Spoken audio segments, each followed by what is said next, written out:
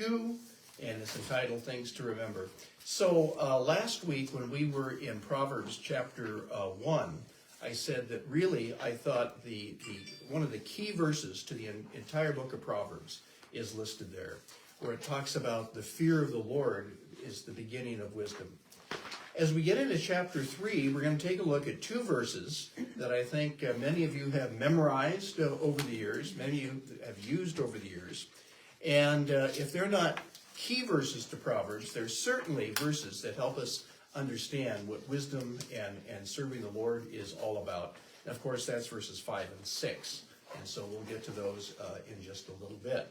So again, remember this study is going to be different. We have gone through historical sections, so we've actually been taking a look at a narrative of a history of what's been going on. We've been taking a look at epistles where James and John or whatever are actually writing to believers and giving them advice as to how Christians should live.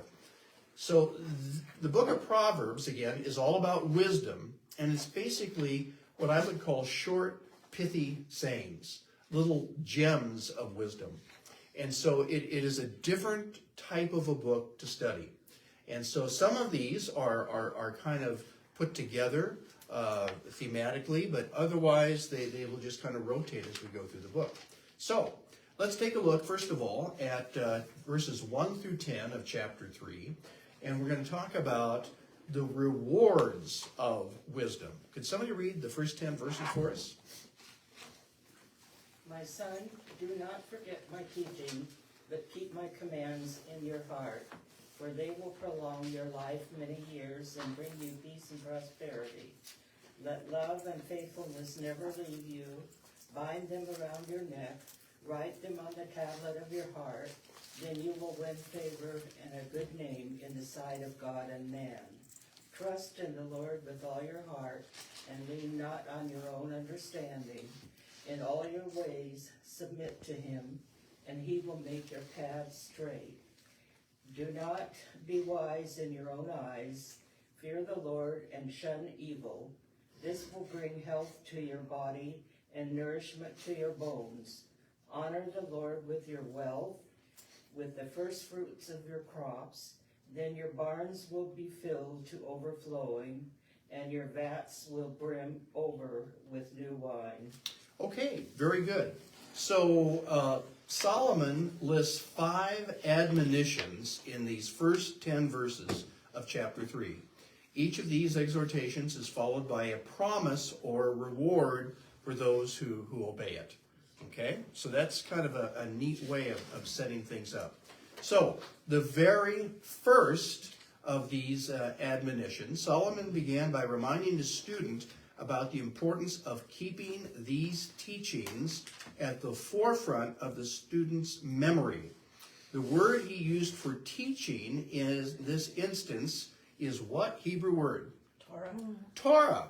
Okay, that's interesting because what do we often call the first 5 books of the Bible? Torah. The Torah, okay? And so it has to do with divine law, it has to do with teaching. And so it's interesting here that Solomon actually uses that word for this section here. My son, do not forget my Torah, my teaching, but let your heart keep my commandments. So there is a promise that goes with this. Okay, if you keep my commandments, what's the promise in verse 2? Length of days and years of life and peace. Right, exactly.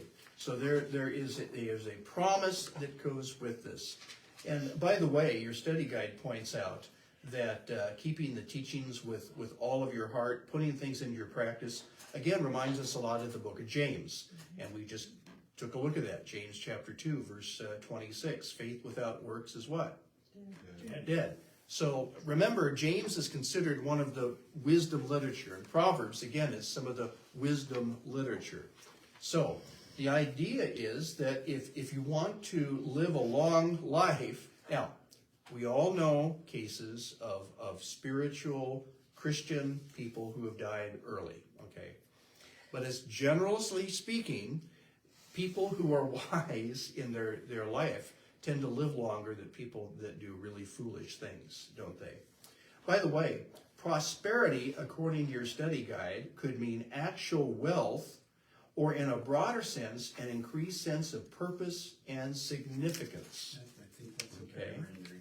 So, right, so it doesn't necessarily mean that you will have a good bank account, but you can have a satisfied life if you do this. All right, so the second admonition is the encouragement for the student to hold on to love and faithfulness. Now, it's interesting, the word love and faithfulness were two words that consistently showed up in the covenants. The Hebrew word for love is chesed. Okay, it's spelled H-E-S-E-D here. Oftentimes you'll see it C-H-E-S-E-D. It's in Hebrew, it's not just an H, it's more like a chesed sound. But anyway, it's often described the faithfulness in a relationship. Love and faithfulness add up to integrity. So the best way to hold on to the precepts of integrity was to do what with them? Bind them around your neck. To bind them around your neck and write them on the tablet of your heart. When I was growing up in LA, again, I lived in a area where there's a lot of Jewish people. And when you'd be in the locker room in junior high and high school and everybody's changing clothes, you saw a lot of the Jewish kids had a chain around their neck with this little silver thing. And it was called a mezuzah. Does anybody know what's in a mezuzah? It's got the Ten Commandments. Well, sometimes the Ten Commandments, or even the promise out of the book of Deuteronomy, "Hear, O Lord, our God is one." Anyway, it's on a little piece of paper, and it's wrapped up, and it's put in this silver thing, and it's waterproof. But anyway, they actually wear it around their neck, and they take that as a promise. Other times, you'll go to a Jewish home, and when you go through the front door, you'll notice something, a plate, up along the top of the door post. And it also is this declaration out of the book of Deuteronomy. And a lot of times they will kiss their hand and touch it. It's almost like they're kissing the word as they go in and out. So they literally take this quite literally. I've seen that in Catholic establishments as well, some kind of little plaque or the same kind of thing. Are they I involved in that? don't know. I don't know. A lot of times in Catholic situations, they'll have like a crucifix. Yeah, this is a little saying. So, Probably yeah. the Our Father. But I don't know. That plays big. But I do know this is what the Jewish people do. So they literally bind it around their neck. Also, during Jesus' day, the Pharisees used to write out some of the laws, and they put it in a little box, and they had a leather strap, and this box was literally here on their forehead. And I don't know if they thought they would absorb it, or if it was just a way to remind them that they were always to keep the word in front of them. But they literally kept this. Now, the interesting thing is, God wants more than just something strapped to our forehead or hanging around our neck. And your study guide reminds us of Jeremiah 31:33. It's right there in the middle of the left-hand column. Could somebody read that for us?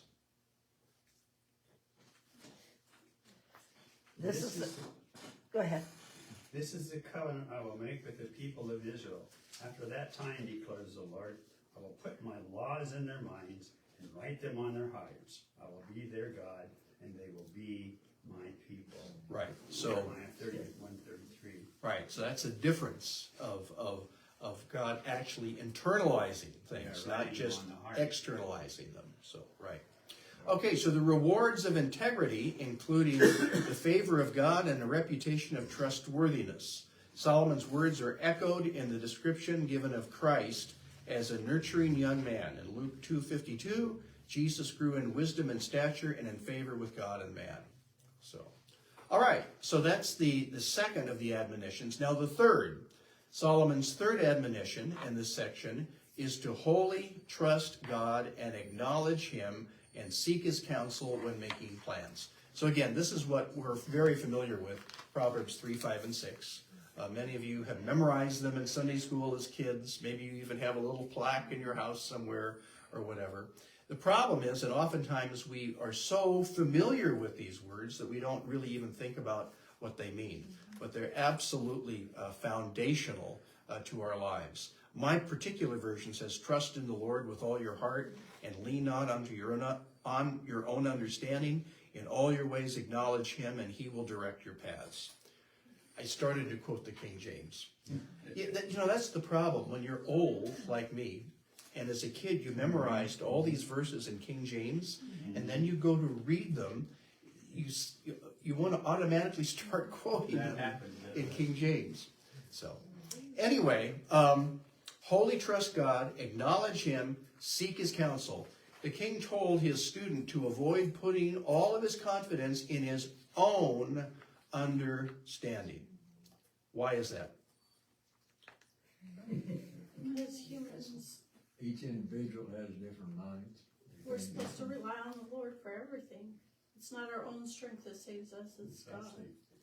If I rely on my own understanding, if I'm not careful, just being honest, I think reality, I wind with myself in the center of the whole situation.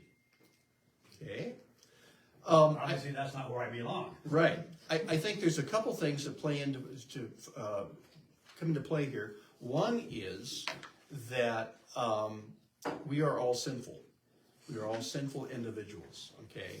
And we're very selfish in nature, and so we often want to do things the way we want to do them. But the other is we are finite human beings, and God is eternal.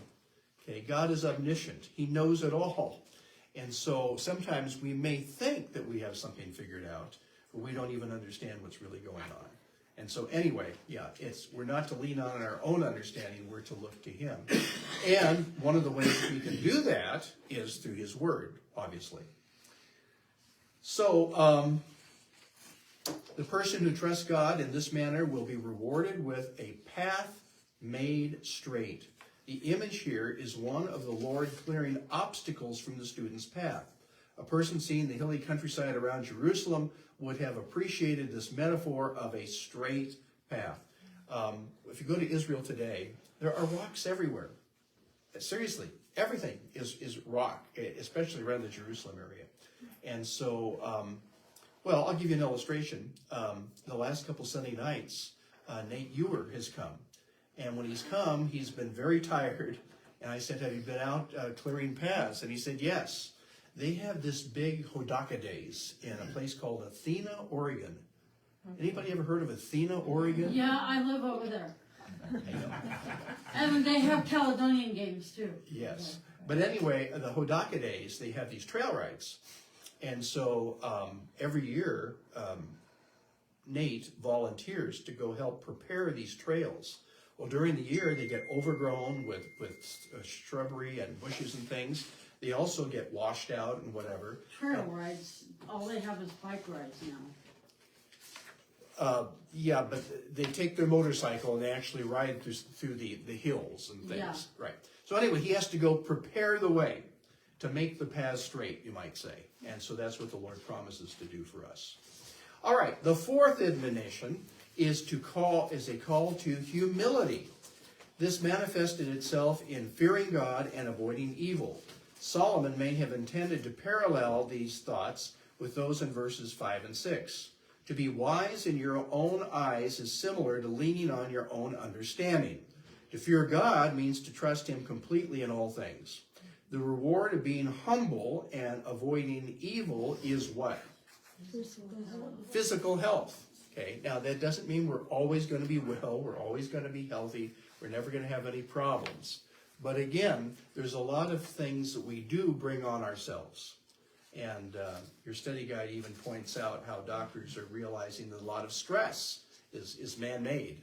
And so, all right, number 5, the last admonition in this section has to do with the use of material possessions. Solomon told his students to follow the offering principles in Deuteronomy 26 and to give God the first fruits of everything he produced. What does that mean? First fruits, that's what grows first on your pear tree or on your apple tree. Did you know that for the Feast of First Fruits, some farmers would actually go out and mark the stalks of grain or whatever that budded first. They would actually mark them. And then when they came to fruition, they would harvest those and take those as an offering. Now, that's a step of faith, because if you've ever worked around a farm, you don't know how much your farm is going to produce. So if the first stuff and normally if you're growing something, a lot of times the first stuff is really good, and as the season goes on, maybe it's not as good. And so to give the first fruits to God is a real step of faith, but it was to acknowledge where things were coming from. Okay, and such an act was to be done grudgingly, even though you had to. You just gritted your teeth and did it, right? God loves a cheerful giver, sir. Oh, okay. Such an act was not to be done grudgingly, but as an expression of reverence. And so certain people who give because they feel like they have to give. Well, that's not what God wants. God wants us to do things because we want to, out of worship and thanks to Him.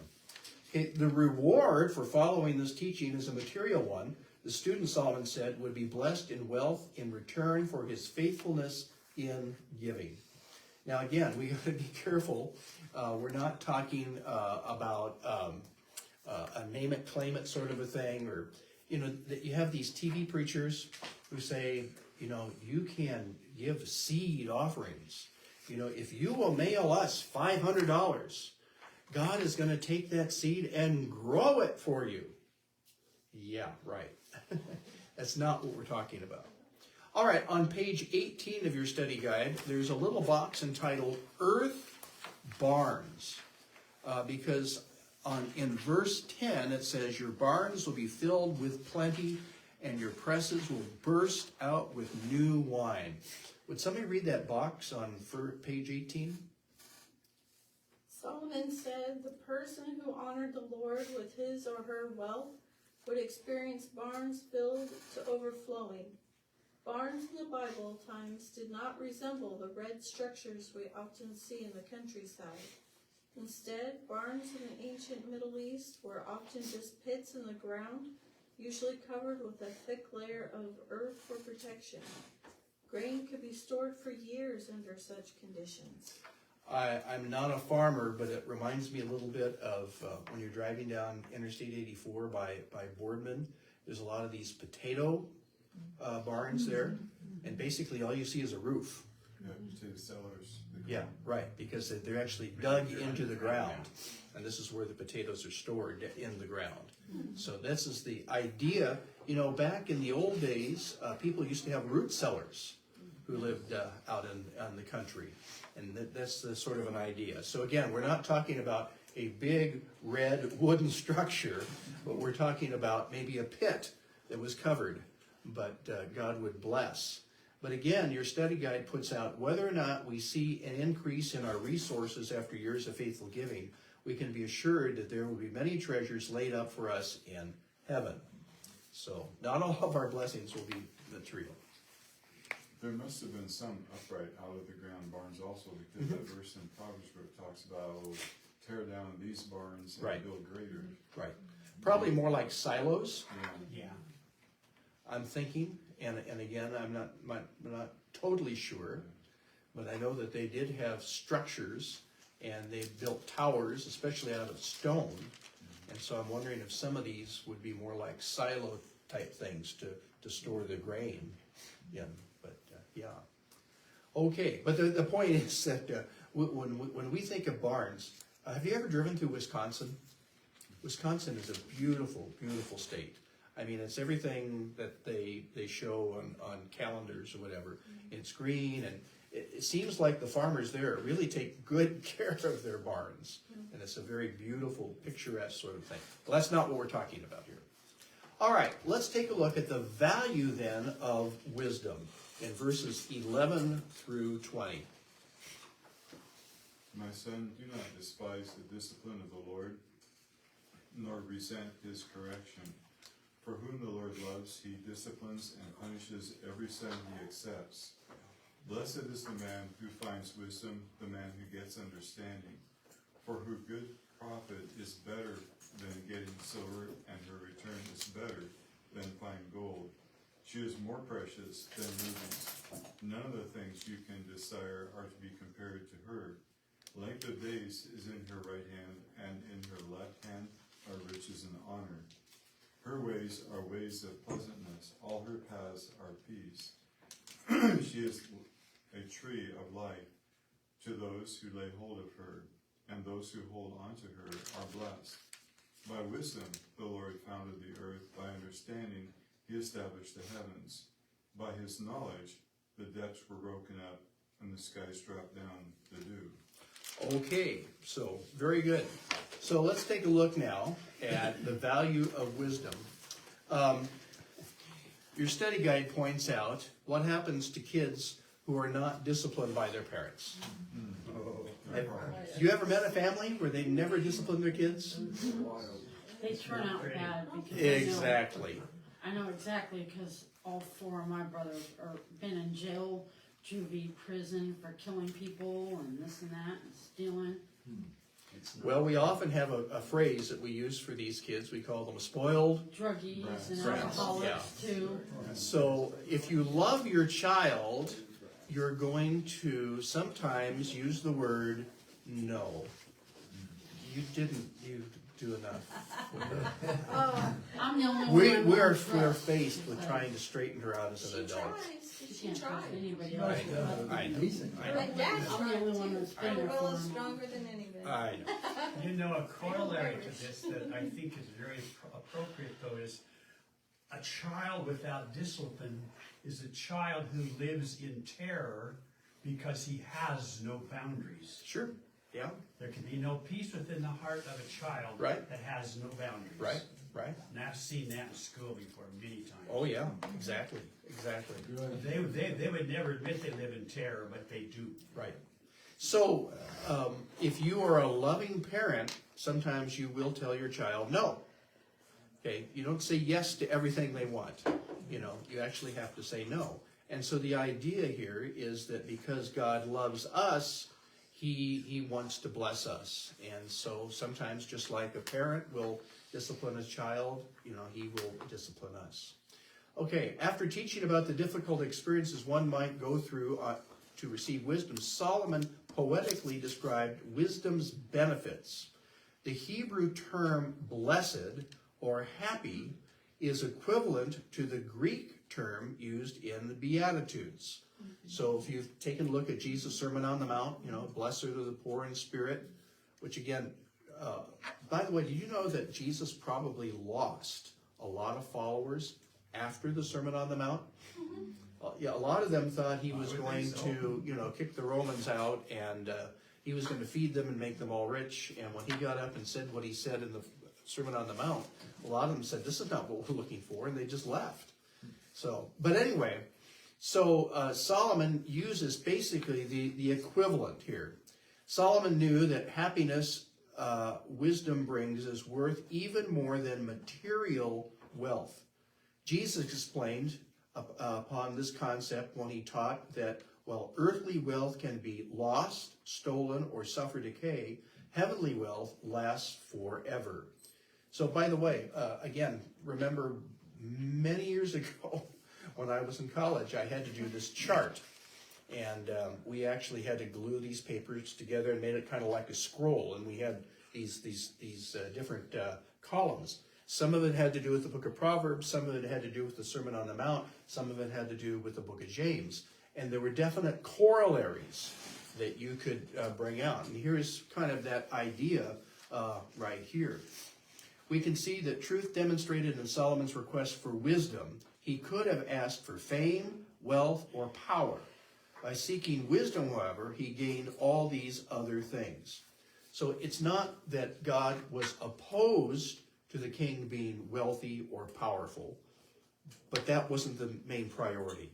And so Solomon did ask for the right thing. Now, he screwed up later on, we all know that, but at least he asked for the right thing. The fact that he placed long life in wisdom's right hand the place of highest honor, symbolized that a long, full life was to be valued above great wealth.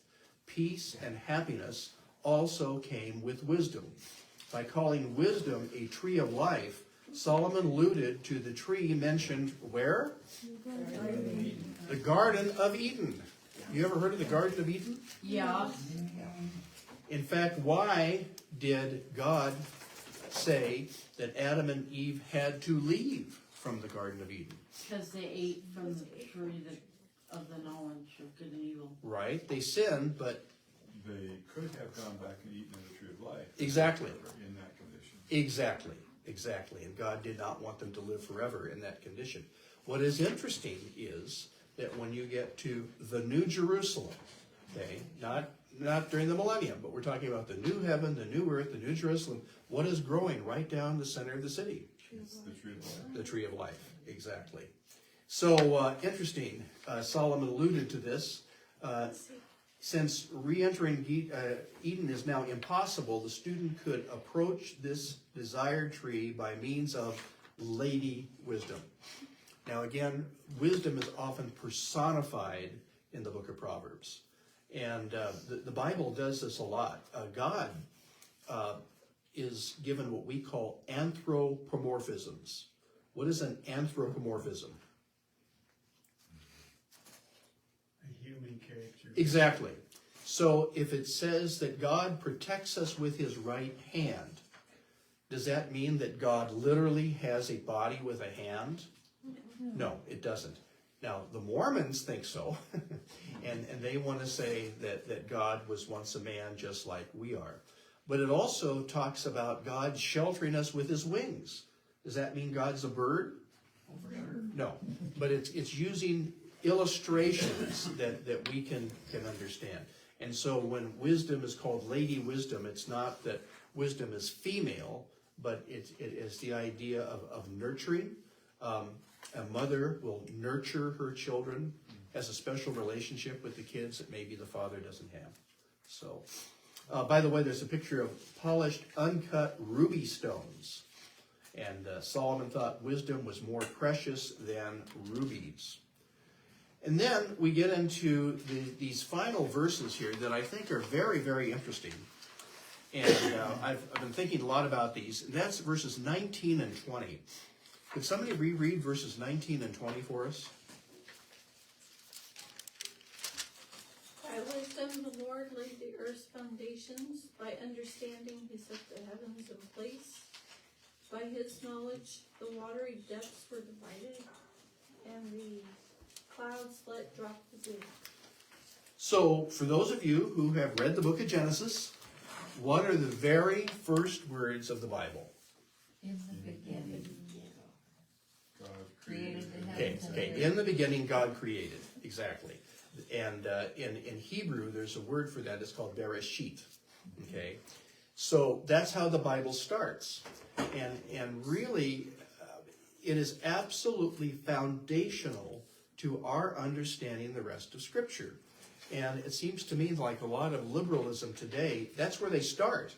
They deny creation. They deny, what God did and all sorts of other things. In fact, there's a lot of churches who believe in what is called theistic evolution, that God just kind of wound the whole thing up and just let it go, But that's not what we see in the book of Genesis. And so what I think is interesting here is that even Solomon is saying that the Lord, and by the way, in my Bible, where it's capital L, capital O, capital R, capital D, that is what we call the Tetragrammaton.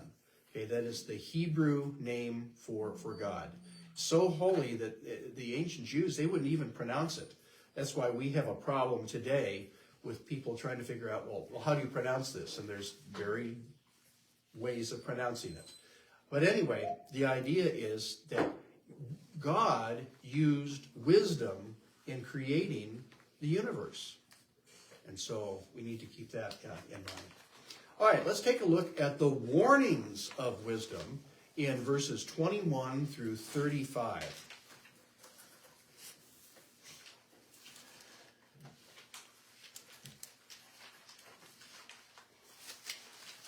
My son, son, do not let wisdom and understanding out of your sight. Preserve sound judgment and discretion. They will be life for you, an ornament to grace your neck. Then you will go on your way in safety, and your foot will not stumble. When you lie down, you will not be afraid. When you lie down, your sleep will be sweet. Have no fear of sudden disaster or of the ruin that overtakes the wicked. For the Lord will be at your side and will keep your foot from being snared. Do not withhold good from those to whom it is due, when it is in your power to act. Do not say to your neighbor, come back tomorrow and I'll give it to you, when you already have it with you. Do not plot harm against your neighbor, who lives trustfully near you. Do not accuse anyone for no reason, when they have done you no harm. Do not envy the violent or choose any of their ways. For the Lord detests the perverse, but takes the upright into his confidence. The Lord's curse is on the house of the wicked, but he blesses the home of the righteous. He mocks proud mockers, but shows favor to the humble and oppressed. The wise inherit honor, but fools get only shame. Okay, so we have warnings here. Solomon again encouraged his student to hold on to sound judgment and discernment. The term that refers to discernment carries with it the idea of being thoughtful about your actions and prudent about who you confide in. Jesus emphasized the need for the type of discretion when he warned about casting pearls before swine. And again, a lot of people have debated exactly what all that means, but the idea is if wild pigs think that you're feeding them, okay, normally you would be giving them some sort of grain. But if you think you are blessing them by giving them something expensive like pearls, they will bite into them and break their teeth and realize it's not food. And when they realize it's not food, they're going to attack you. And so the idea is to be careful. Solomon addressed the subject of showing good judgment over 15 times in Proverbs. Why did Solomon repeat this admonition so often? One of the reasons was because the king understood the value of creative repetition. Those who hear the same thing from different angles have a better chance of internalizing it. As a result, those internalized lessons would become life to that person's soul. Once internalized, the same truth would more likely be applied in real life. So, again, Solomon is doing this for a reason, okay? So 15 times as we go through the book of Proverbs, he's going to come at this subject from different ways. But the idea is to finally get the point. To get the point. All right. The results of showing judgment and discretion would be a sense of calm and poise as one walks through life. And what's one of the benefits of this calm and poise? Being able to what? Sleep well. Sleep. Exactly. Seriously, you meet some of these used car salesmen or maybe even some of these realtors and you wonder how they sleep at night. Because they know they're cheating people. You know, they know they're being dishonest. They know that these people will eventually find out that this car really doesn't run or that this house is really falling apart or whatever. And so it seems to me that the person who's selling a used car, who actually tells the person everything they know that is wrong with it, and if you want to buy it, you can buy it anyway, they can go to sleep that night because they've told the truth. You know, or somebody who is selling a piece of property or a house or whatever, you know, if they tell everything that is truthful about it, you don't have anything to worry about. Especially if they come back and ask questions. Okay, now what did I tell them? You know, and so that's one of the benefits of telling the truth. You never have to worry about what you've said. You know, but if you've told a lie, then you have to worry about remembering what lie you actually took. And so you can lie down, sleep. Do not be afraid of sudden terror, nor the trouble from the wicked when it comes. For the Lord will be your confidence, and will keep your foot from being caught. What does that mean? Sudden terror is kind of like an expectation that something terrible is going to happen all of a sudden. I won't have anything to do to defend myself. I'm just totally at the mercy of some unknown terrible agent. That's just because we don't have peace with God, I think, is what happens. We know people that are kind of, there's a word for that, they're just afraid of everything. And it's, I know this isn't a good illustration, but it's one that comes to my mind. I've gone backpacking in the Blue Mountains before, and I know little to nothing about backpacking or camping or anything like that. Yet we went with a man who was an experienced guide, and we went at night into where we were going to camp, and he convinced us to turn off our flashlights, but to follow him and stay on the path and let your eyes adjust to the dark. And it's amazing the amount of confidence we had because we were following him. He knew where we were going. He knew where we were going to camp. He knew what was along the way on the trail. And even though it was dark, he didn't have to worry about it. And I think that kind of applies here, that if we're following the Lord and we're in his steps and we're following his plan, we don't have to worry about some of these things because he's going before us. Does that make sense? Yes. So, anyway, verses 27 and 28, I think, are very, very enlightening. Okay? The idea is being very careful how you treat other people. Okay? Would somebody read verses 27 and 28 again, please? Do not withhold good from those to whom it is due, when it is in the power of your hand to do it. Do not say to your neighbor, go and come again, and tomorrow I will give it to you, when you have it with you. Okay, very good. All right. Obviously, we need wisdom as to how we help people. We've all met people who will take advantage of us if we let them. And again, I used an illustration here, it was either a week ago or a couple weeks ago, of a lady that my wife tried to open our home to. We tried to help this person, but we understand why this person has no friends because they want to literally take you for everything you'll give them. Mm-hmm. And finally, we eventually had to say no, we just can't do anymore. But most people aren't that way, okay? So that's kind of the extreme. Yes, Karen? There's one of my friends that was trying to take me back. He was one of my ex-boyfriends, and he wants to get back with me and stuff, and all he wants from me is sex and money, and I told him to go to hell, because I don't need people like that in my life. We need to use wisdom. We definitely need to use wisdom. So, but there are other people, on the other hand, who are genuinely needy. And we have something that we can do about it. There's more than that. We can actually help this person. And so Solomon's saying here, do not withhold good from those to whom it is due. So in other words, this is somebody who's genuinely needy. And it says, when it is in the power of your hand to do it. God doesn't expect us to give what we don't have. But there are times when God has given us something, maybe in abundance, and we do have the ability to help somebody. And Solomon does then say in verse 28, do not say to your neighbor, go and come again, and tomorrow I will give it to you, when you have it with you. The idea is, if you're doing that, you really don't want to help them at all. Okay, you're just trying to put them off, hoping they won't come back the next day. So Solomon here is talking about not only about our relationship with the Lord, but our relationship with one another.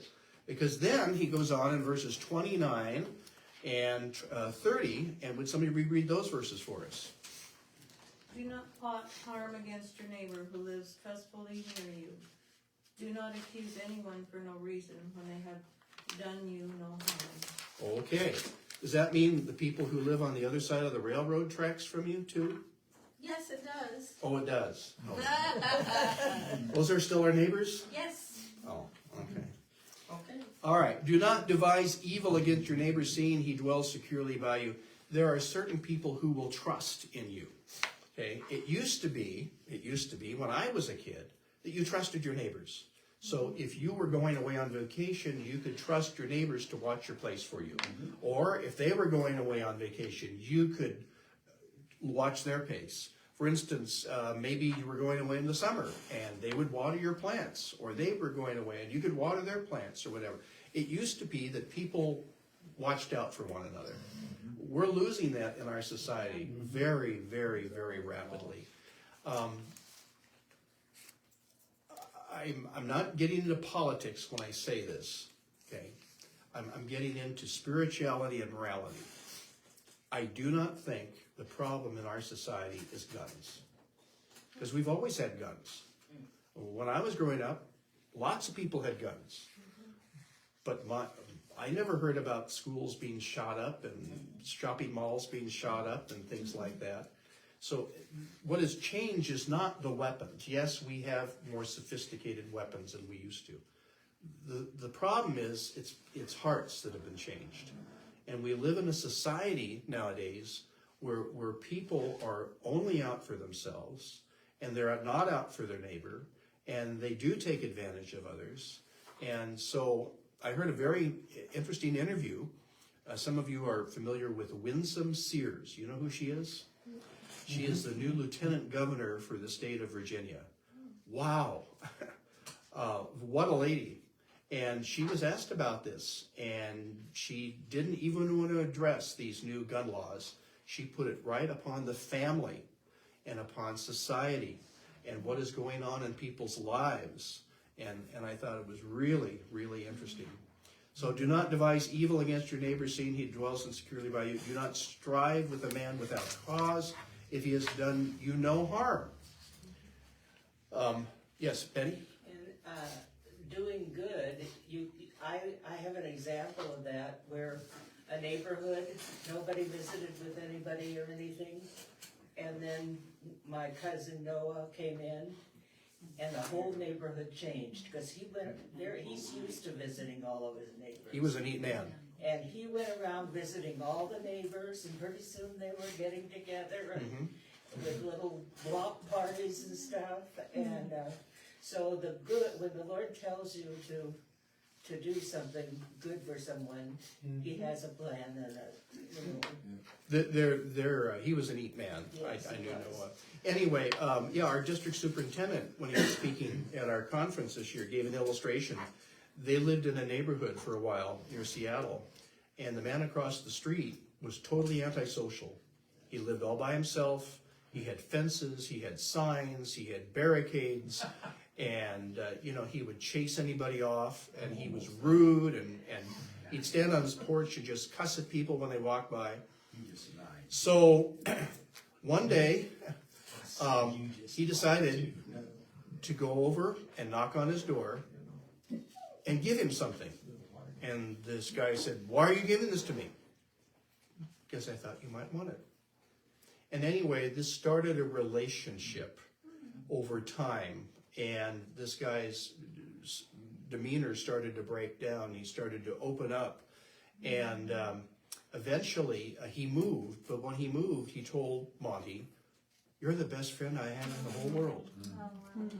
And Monty wanted nothing to do with this man, but he realized.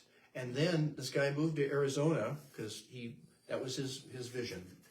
As soon as he moved to Arizona, they got word that this guy had dropped dead, just died. But Monty believed in the process. He became a believer. But it was simply because he walked across the street and knocked on the guy's door, and when no other neighbor would have anything to do with this guy. And anyway, do not envy the oppressor and choose none of his ways, for the perverse is an abomination to the Lord, but his secret counsel is with the righteous. So again, when we take a look at what's going on in the world today, we see a lot of evil people who seem to be prospering. In fact, it seems to me like our society almost honors and values wicked people. And but anyway, that's not who the Lord values. So it gets down to the last 3 verses of chapter 3. The curse of the Lord is on the house of the wicked. But what does he do to the habitation of the just? Blesses. So in Scripture, you'll often see these contrasts of blessings and cursings. Okay? 2 total opposite. Here's one of them. Surely he scorns the scornful, and he gives favor to the humble. What does it mean to be scornful? Viciously.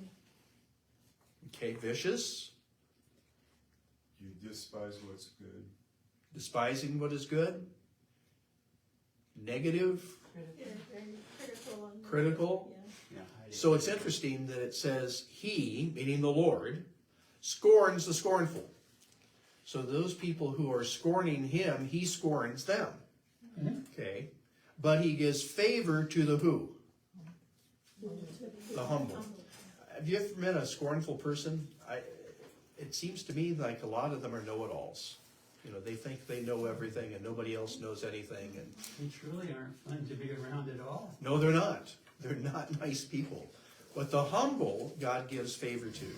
Then it says, the wise will inherit what? Glory. But shame will be the legacy of fools. So again, you have these contrasts as you go through the book of Proverbs. Okay? Blessings and cursings, wise, fools, you know, things like this.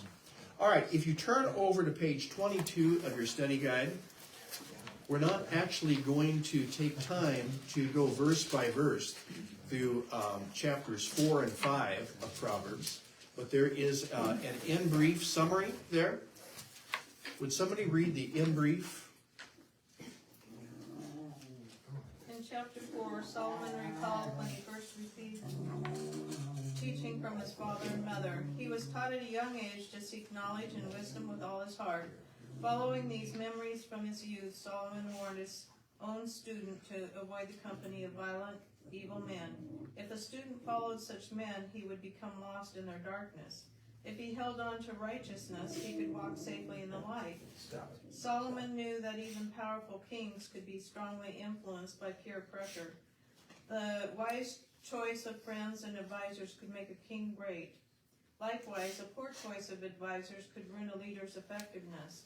Solomon closed the chapter by reminding his student that acquiring wisdom, like following God, is a process. He realized that acting with wisdom in the past does not guarantee that the person will continue to act with wisdom in the future. Solomon began chapter 5 with a warning to his student about committing adultery. Despite the adulteress' beauty and charms, any relationship with her would destroy his body and soul, not to mention the most significant relationships in his life. Solomon told his student that the best way not to fall under her spell was to stay as far away from her as possible. He knew that it is easier to stay away from temptation than to walk away from it after it is encountered. Solomon closed the chapter by emphasizing the positive aspect of fidelity. The best way to stay away from a prostitute is to be totally invested in one's own spouse. If the student had a fulfilling relationship at home, he would be less likely to stray toward the adulteress. Okay, very good. Thank you, Myrna. All right, so in chapter 4 here, it's very interesting when it talks about how even a king can listen to advisors and do poor choices. Why is that interesting? When Solomon died, what was his son's name? Can't remember which of the two. Rehoboam. Rehoboam, okay. But And he, Jeroboam but he was... clearly chose the wrong advisors right off the bat. Exactly. So when Solomon died, Rehoboam takes over the kingdom, and he goes to these advisors, and the older men say, you need to go easy on these people. The younger men say, hey, look, you're king. You can do whatever you want, you know, and increase their taxes, this, that, the other thing. What it did was it created such resentment amongst the people that they follow Jeroboam, who is basically a usurper. I mean, he's not really a godly man. but he takes the 10 northern tribes and they secede. They become the northern kingdom of Israel. The 2 southern tribes, Judah and Benjamin, stay with Solomon's son because of God's promise to David and God's promise to Solomon. But the kingdom splits because Rehoboam listens to these foolish advisors. And I just think it's really interesting that Solomon's own son does not even follow his own wisdom in all Of of course, this. his dad had already He didn't found even out. follow his own wisdom. Right, yeah, as he married these foreign wives. It's women. Women will do it to you every I time. knew it boiled down to that. It sooner or is. later. It's women will do it to you every time. Eddie, You deserve a medal. Today especially. oh, She needs a hunk of metal to hit him alongside the head. Yeah. but anyway, but yeah, and so even Solomon failed in some of his own wisdom the older that he got. If I can stay up, I've been up all night. So very good. All right, we need to switch.